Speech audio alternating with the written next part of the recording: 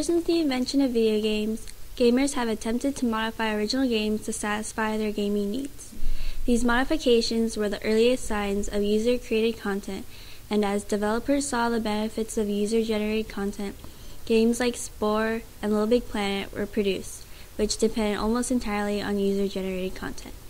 This rise in user-generated content is proliferating in the gaming industry, that there is no doubt that it will become the trend in future gaming.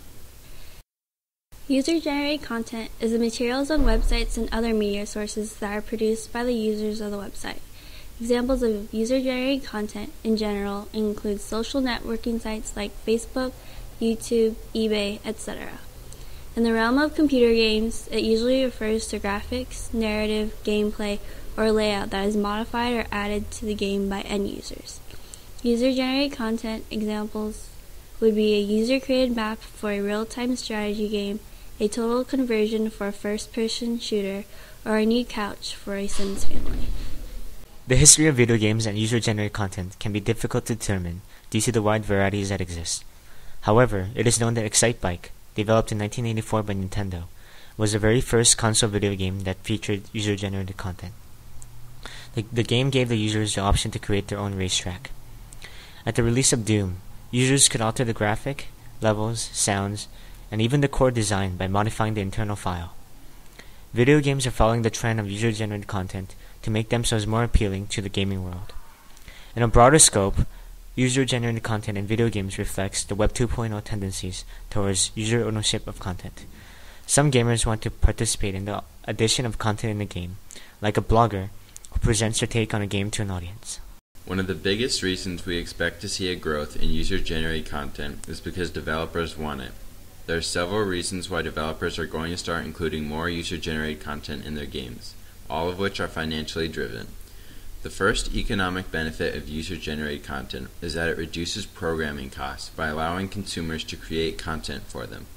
This means that the developers can spend less time building content and more time building the platform.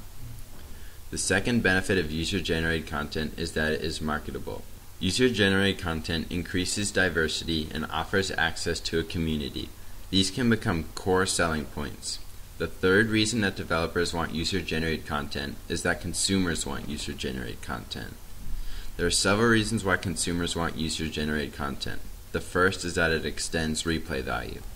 By allowing players to create their own maps, game types, etc., players can continue to get entertainment value out of their purchase without having to spend more. Consumers also want user-generated content because creating it is fun.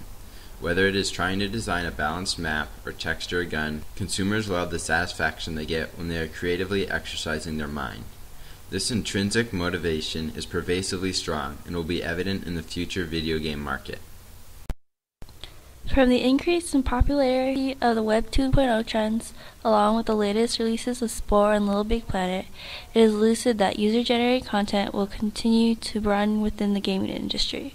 The idea of letting users take part in developing sections of the game, like the creatures in Spore, and then being able to share them online adds to this Web 2.0 trend.